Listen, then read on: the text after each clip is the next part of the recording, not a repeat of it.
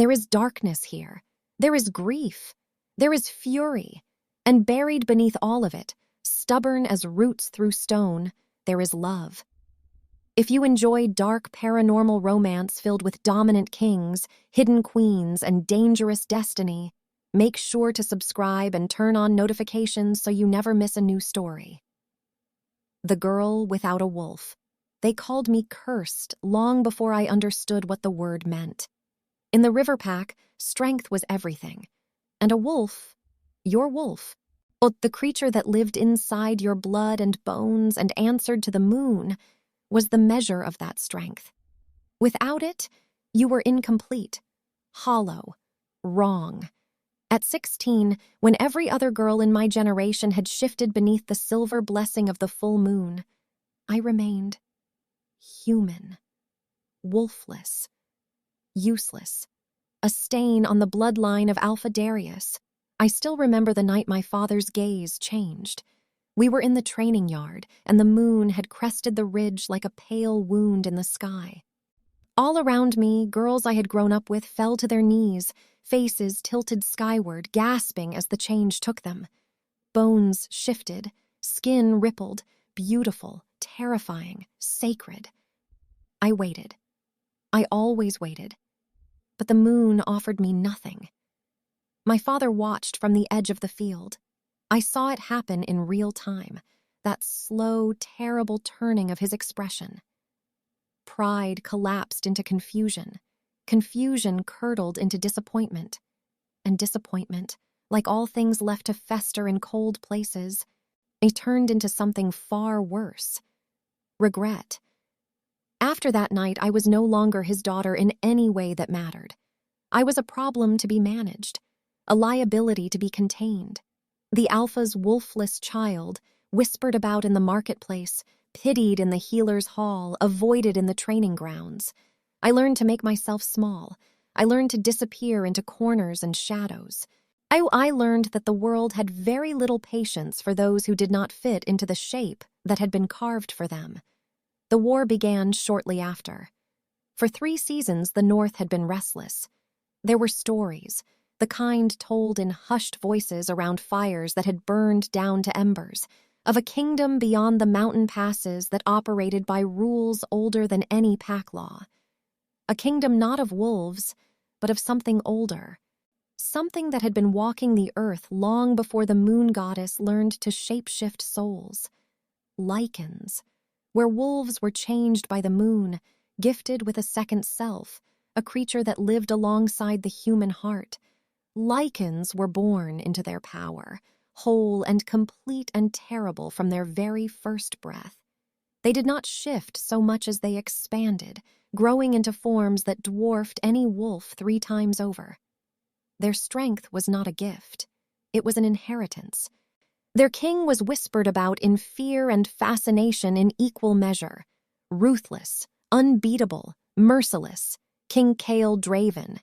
He had united the Lycan kingdoms through a combination of strategic brilliance and the kind of iron will that lesser men called cruelty. He had fought in every campaign personally. He had never lost a battle. He had never offered mercy to those who did not earn it.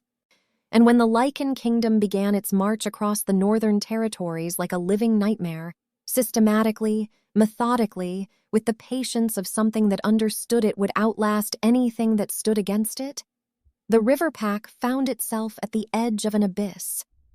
Our warriors fell, our borders burned, our alliances fractured like dry wood, and my father, faced with the unthinkable, made a decision that would alter the course of my life forever. Peace required sacrifice, and I was expendable. The offering. The day they handed me over, it rained.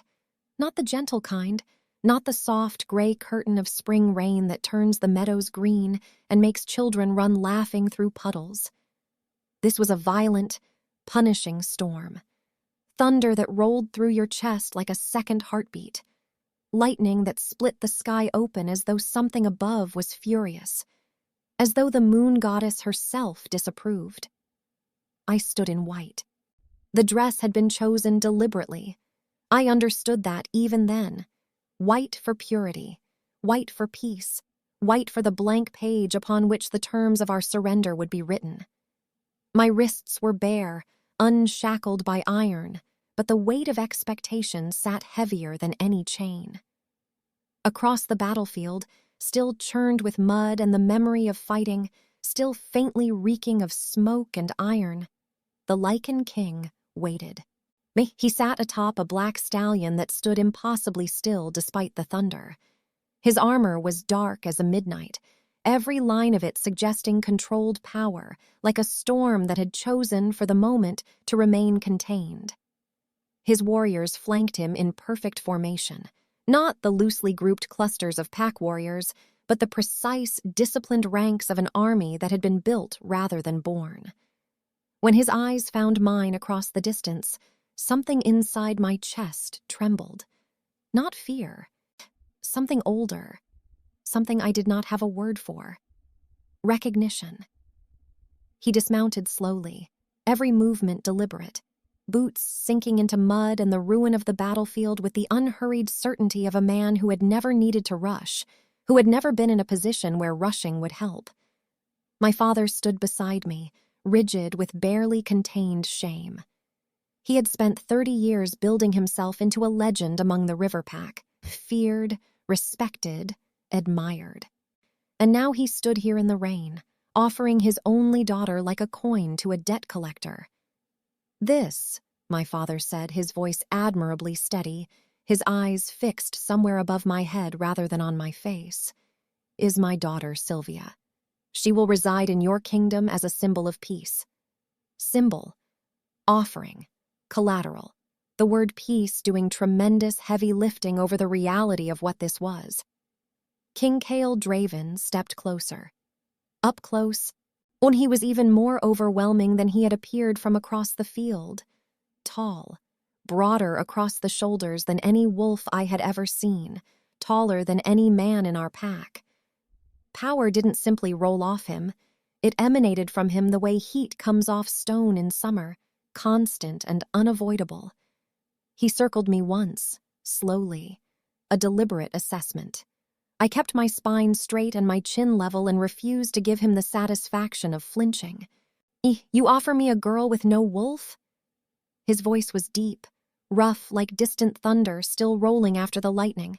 Not unkind exactly, but not gentle either. Precise. The voice of a man who said only what he meant and meant everything he said. "I offer you peace," my father corrected tightly. Kyle stopped in front of me. Our eyes locked. His were hazel, unexpectedly so, given everything about him that suggested iron and shadow. Hazel with flecks of amber, upframed by dark brows currently pulled slightly together in an expression I could not yet read, and something ancient stirred in the space between us. "Interesting," he murmured. Then he reached out and took my wrist, not roughly, but with a certainty that left no room for misunderstanding, and the war ended. Just like that. 3 years of burning and dying and falling ended with the exchange of one girl for one signature. I did not look back at my father as they led me away. He did not call after me. That told me everything I needed to know about what I was worth. The king of beasts. The Lycan kingdom was not what I expected. I had braced myself for dungeons, for chains and cold stone and the particular cruelty of conquerors who want you to understand exactly what has been lost. That was what the stories said. That was the shape of it in every whispered warning I'd ever heard about the people beyond the mountain passes. But the Lycan kingdom was harsher than I expected. Colder, more disciplined. The capital city was built into the side of a mountain range, carved from dark stone over centuries, its towers and ramparts worn smooth by wind and age. It was beautiful the way old things are beautiful, not decorative, but earned. The architecture spoke of permanence, of a people who had built for the ages and intended to outlast them. There was no softness here. The streets were clean and ordered. The people moved with purpose. Weakness, I came to understand, was not a thing the Lycan people romanticized. They respected competence. They respected endurance. They respected the ability to survive difficult things without making a performance of the difficulty. Lycans were not like wolves. That became clear within the first days. They were older in every sense. Older bloodlines, older traditions. As a culture that had been shaping itself for millennia before the first wolf pack had formed under any moon. They carried that age in the way they moved, in the quality of silence they could produce, in the way they watched you with those eyes that seemed to see things several layers deeper than the surface. They did not bow easily. And yet, every warrior in that kingdom knelt when Kale entered a room. Not from fear alone, from something more complicated than fear. Reverence, perhaps. The recognition that some people are simply built differently, that some presences rearrange the air around them. I was placed in chambers adjacent to his. Not among the servants, not in the basement quarters where I had half expected to find myself, and not in the dungeon I had fully anticipated. Near him, in rooms that were objectively finer than anything I had known at home, which was somehow worse. It would have been easier to hate him in a cell. Days passed before he summoned me. I was grateful for the time, and resentful of it in equal measure.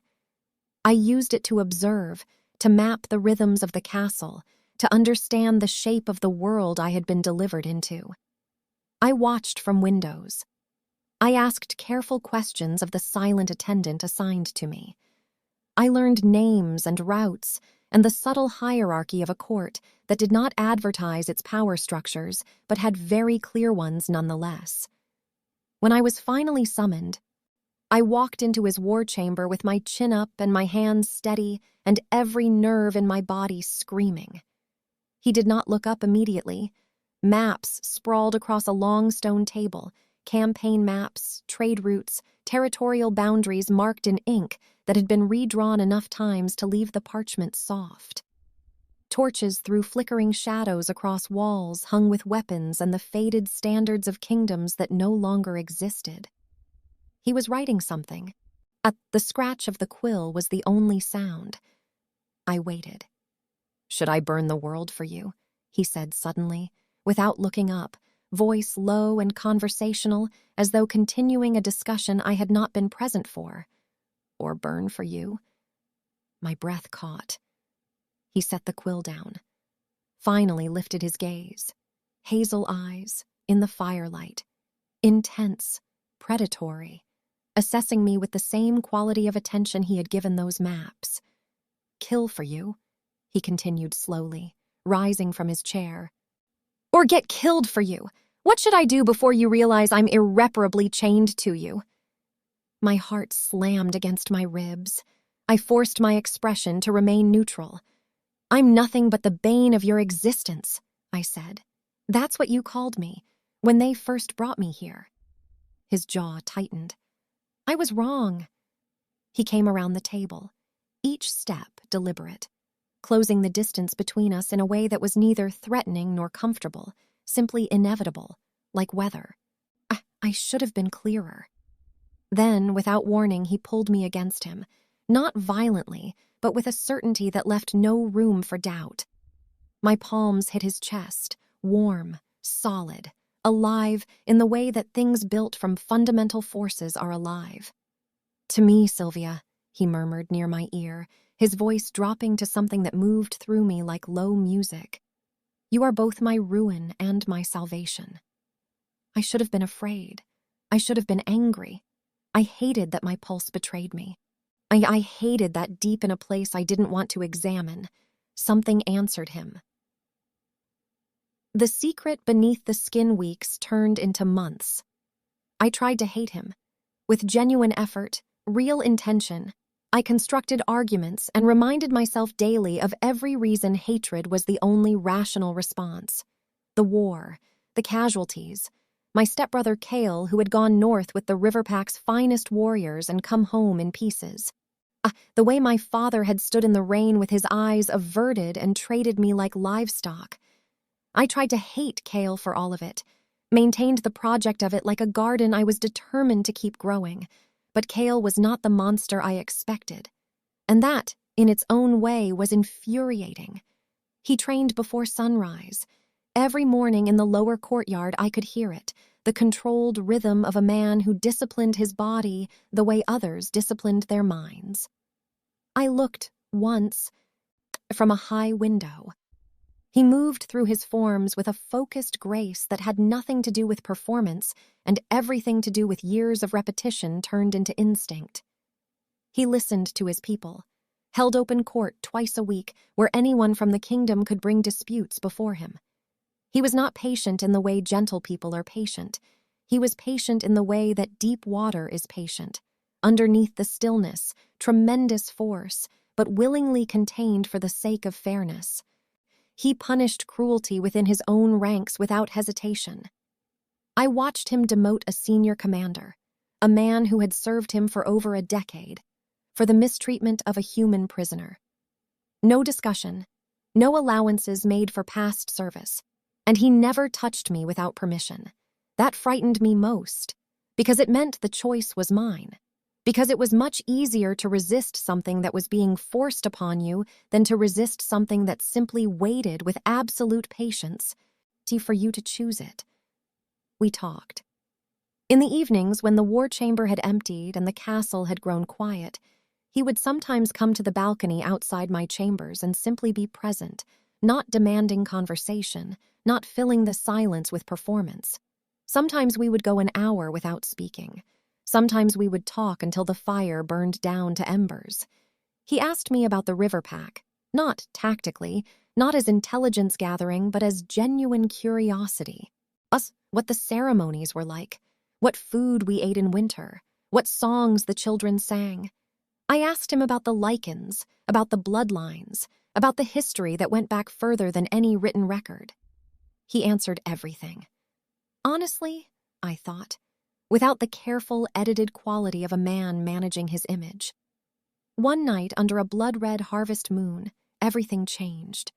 I was crossing the inner courtyard when the pain hit.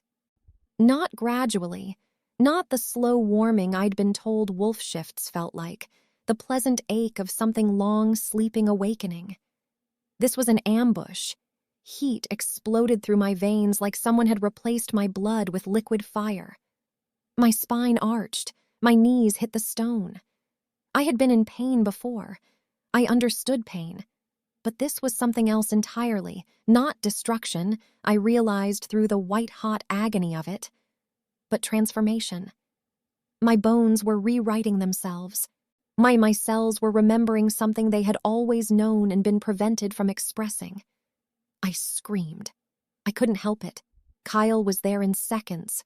I don't know where he came from. I only know that one moment I was alone on the stones, and the next his hands were on my shoulders and his voice was low and steady in my ear, telling me to breathe.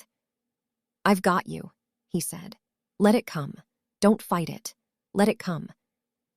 And when the transformation came, it was not a wolf.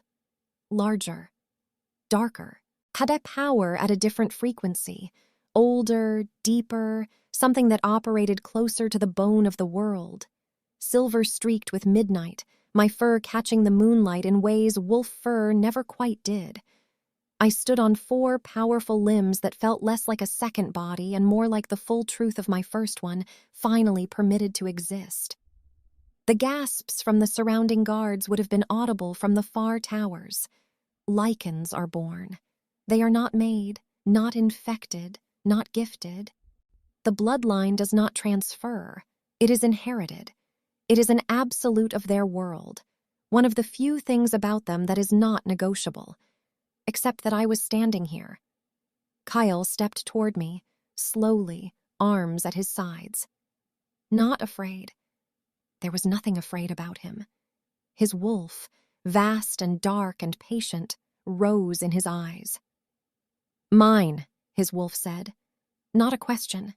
The declaration of something that had always been true, and deep within me, the thing I had just become. Answered. Mine. Truth of blood. They summoned the elders before dawn. 8 of them, the oldest living Lycans in the kingdom, their age visible not so much in their bodies, which retained a preternatural vitality, but in their eyes. The quality of what looked out at you, the weight of centuries worn as naturally as other people wore skin. Ancient scrolls were brought from the archive vaults, rolls of parchment so old they had to be handled through layers of treated cloth.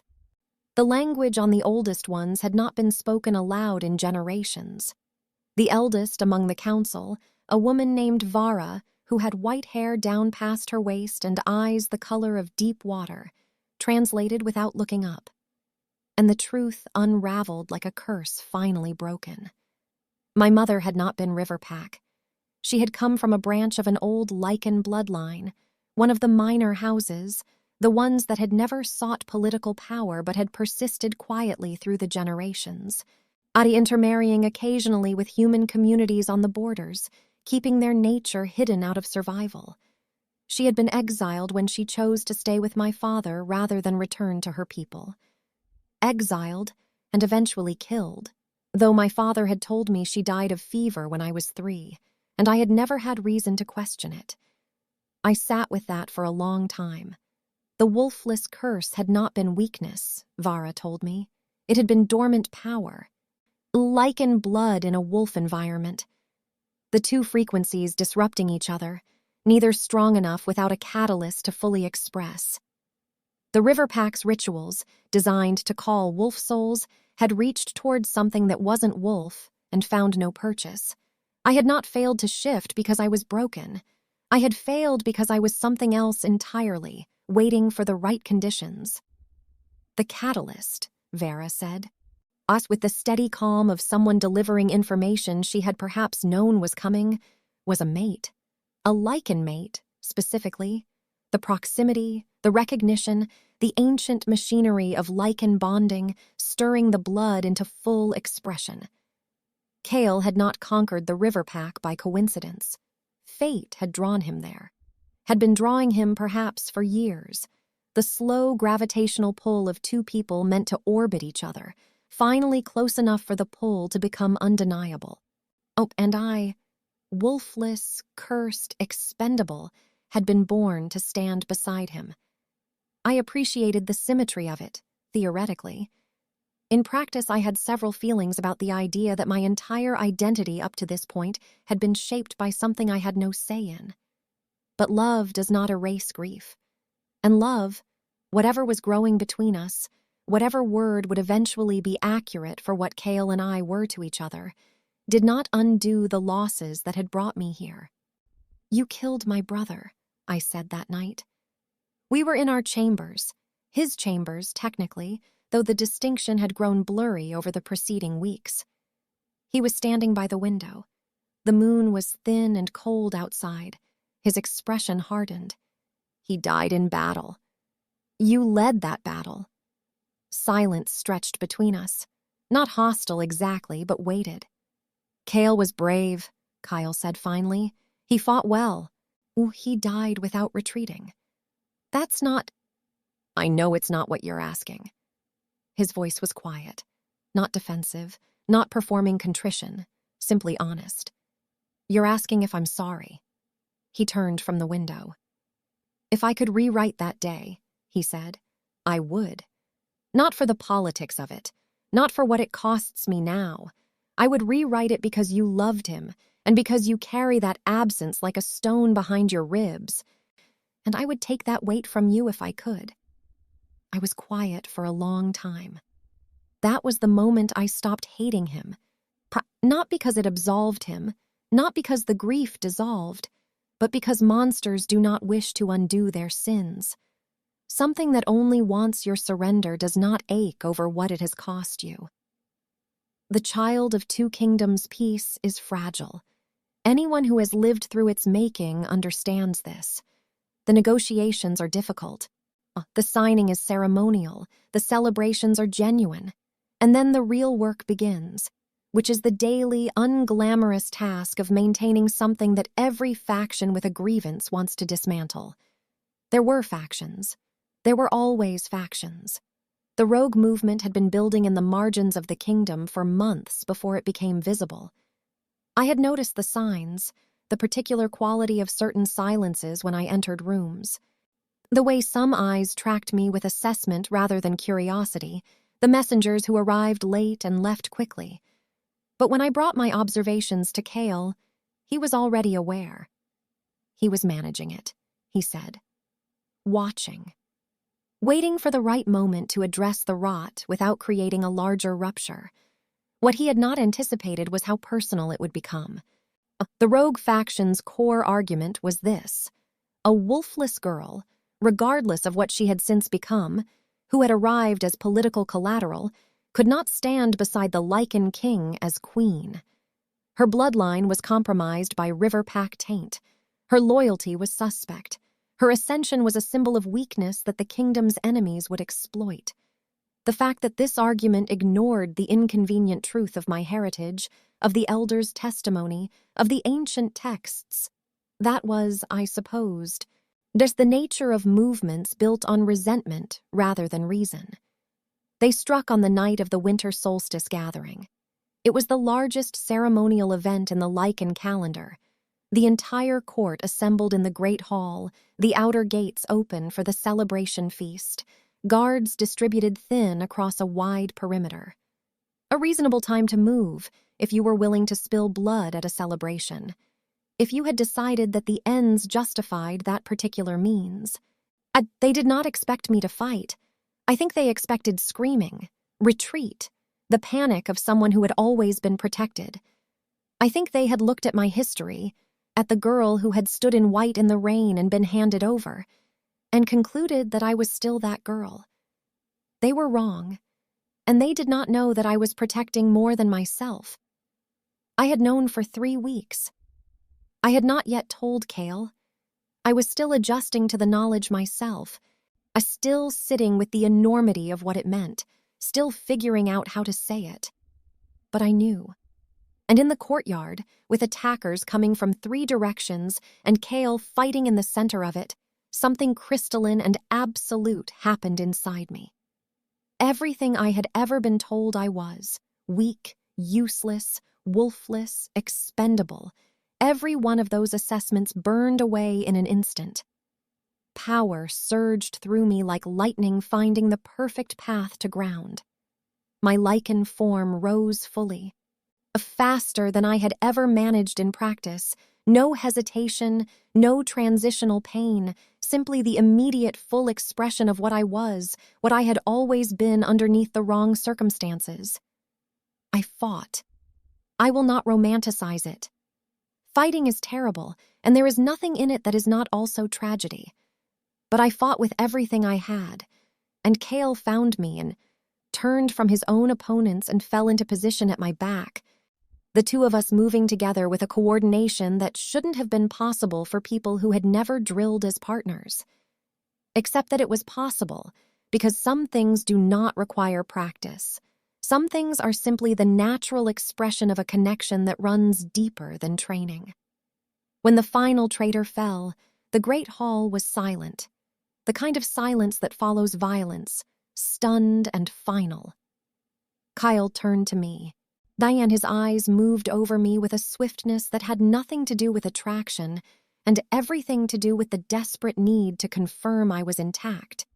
"You should not have fought," he said. "And let them think I am fragile?" I challenged. He cupped my face, studied my eyes. "You are carrying my air." The hall was still close enough to silence that people heard.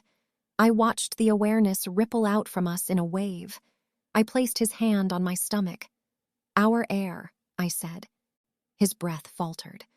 For the first time since I had met him, the first time, I think, in a very long time, the Lycan King looked afraid.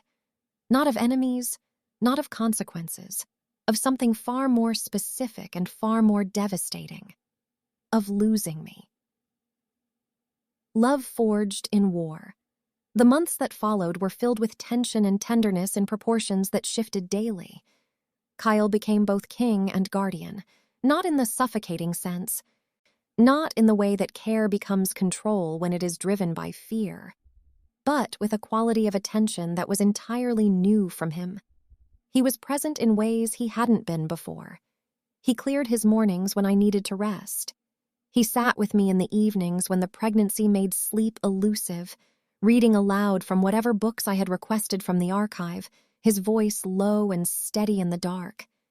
He read ancient texts at night, searching through the historical records for any mention of hybrid Lycan births, looking for precedent, for warnings, for reassurances. He did not tell me about most of what he found. I later learned he had been filtering out the concerning parts. I was angry about that initially. We had a very productive argument about it that ended with us agreeing that transparency, even difficult transparency, was worth more than managed comfort. He forbade unnecessary campaigns, put 3 border skirmishes into negotiation that he would previously have resolved through force. His commanders were confused, and then accepting, and then, gradually, as they watched what was being built, invested. He listened when I spoke in council. Not performatively, not with the careful public display of a leader demonstrating open-mindedness for an audience.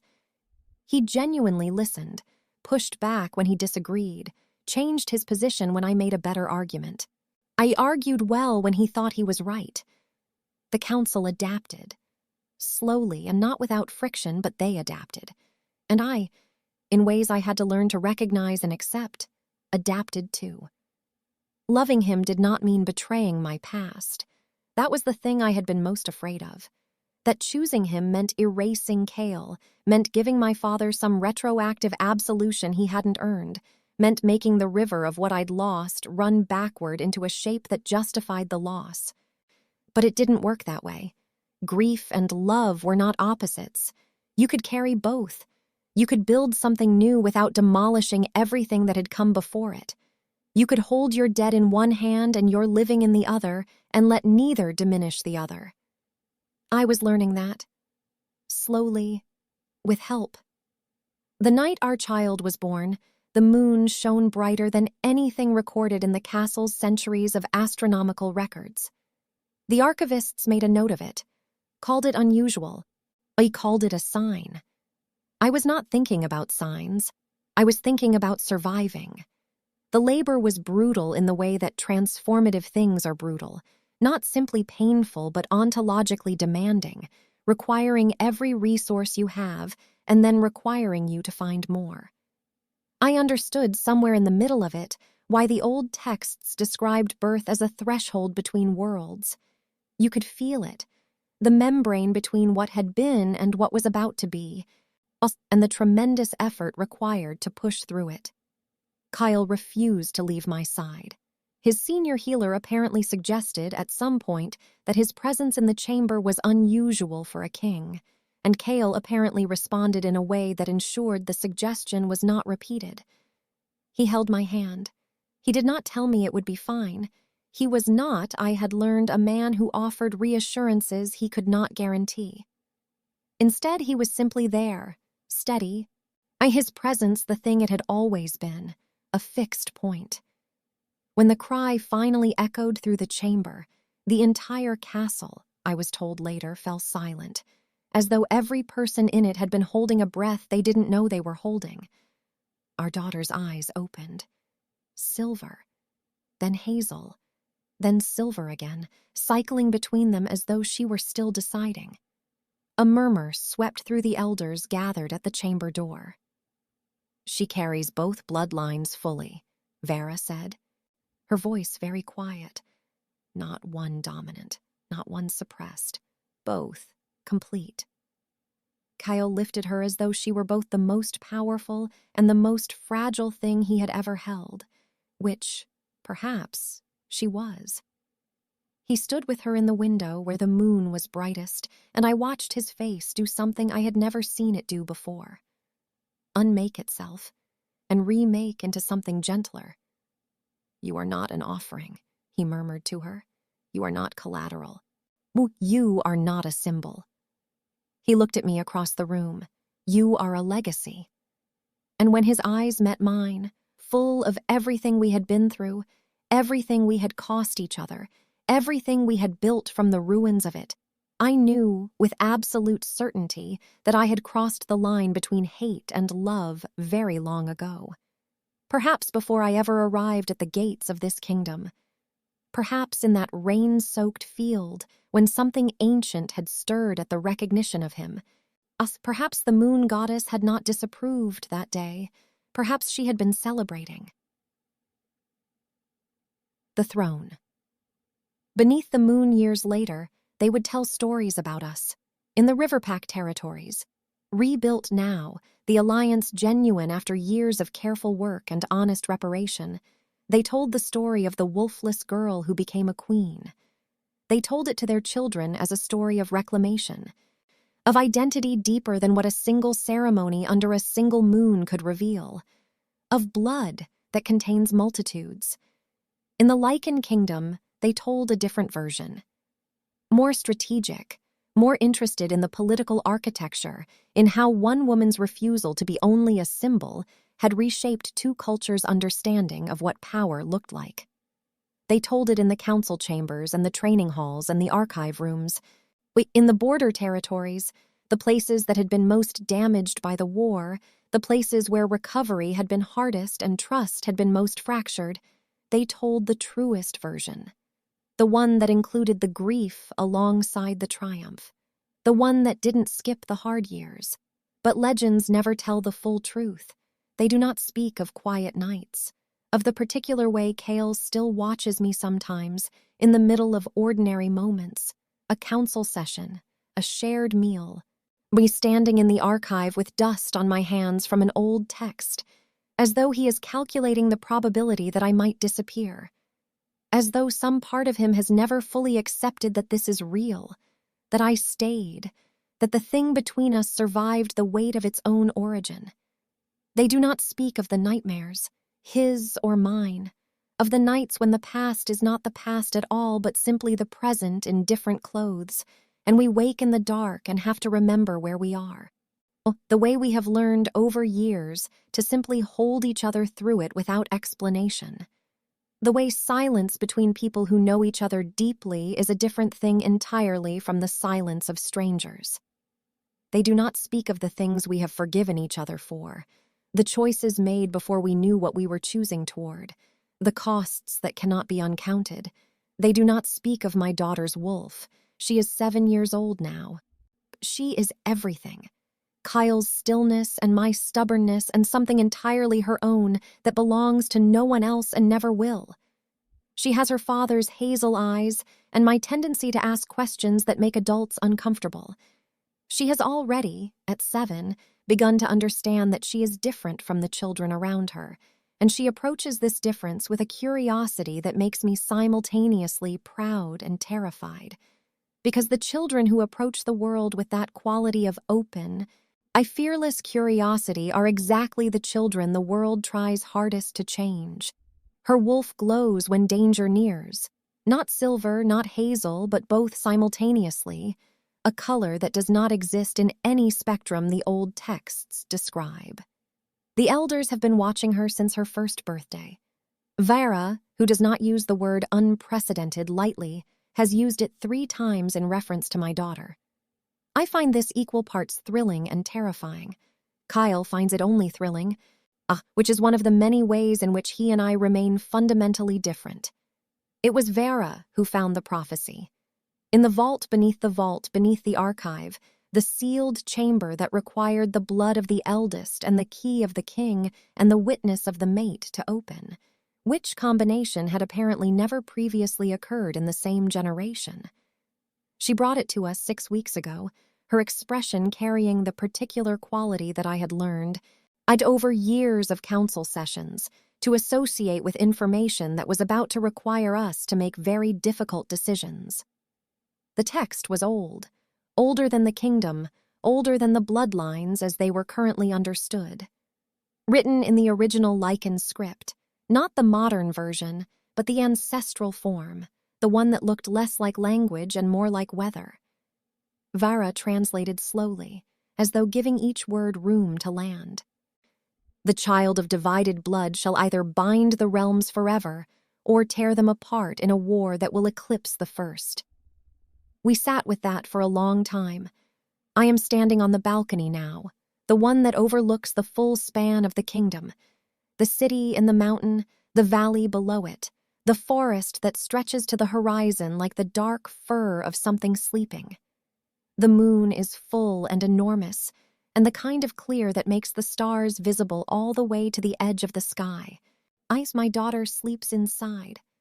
I checked on her 20 minutes ago, and she was sprawled sideways across her bed, with her arms thrown wide in the absolute, trusting abandon of a child who has never had reason to sleep defensively. It is my favorite image in the world. I intend to protect it with everything I have. Kyle comes from behind. He moves quietly still. All Lycans do, but I knew he was awake. Felt it, the way I feel most things about him now, through a channel that bypasses thinking entirely. His arms wrap around me from behind. His chin rests at my temple. We are both looking at the forest. Peace, he murmurs. For now, I reply. It is not the response he is looking for, but it is the honest one. And we have built everything we have on honesty, even when it cost us, even when the easier thing would have been the comfortable lie. Because in the forest beyond our walls, at the very edge of the range of my enhanced vision, at the precise boundary where the moonlit clearing meets the shadow beneath the old-growth canopy, eyes glow, not one pair. A dozen at least, more perhaps beyond the range of even Lycan's sight. Watching the castle with the patient stillness of things that have been watching for a very long time and have decided, for reasons of their own, that now is the moment to be seen. Kyle's arms tighten around me, slightly. He has seen them too. Inside the castle, somewhere in the east wing, our daughter makes a small sound in her sleep.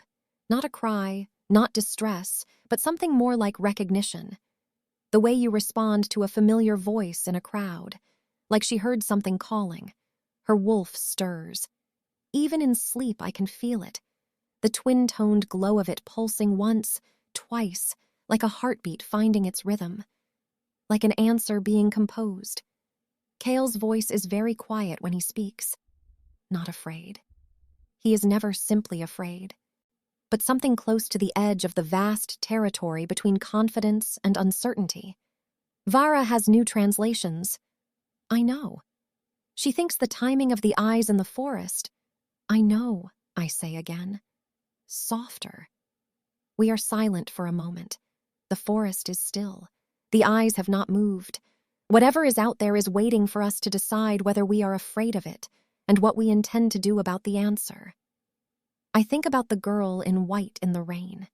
Oh, I think about the weight of expectation I wore then like shackles, about the narrow margin of what I was permitted to be, about the cold clarity of my father's averted eyes. I think about all the ways that story could have ended. I think about my daughter's face when she laughs, the specific sound of it, undiluted, undefended, belonging entirely to itself. I think about what bind means, what tear apart means, about the space between them, and who gets to decide which direction things fall. I turn my head and look at Kyle. He looks back.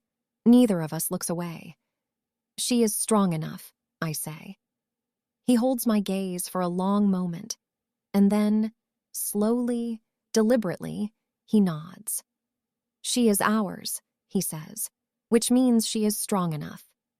And deep in my daughter's pulse, that double-frequency heartbeat that has no precedent in any text, that carries two bloodlines not as a division but as a harmony, power stirs, the kind that does not simply rule kingdoms, the kind that remakes them, the kind that walks into the dark toward the watching eyes and says, I see you. I have always been what you are afraid of. Come out. The forest exhales. The eyes withdraw, one by one, into the darkness. Not in defeat, in waiting. The story does not end here. It is only just beginning.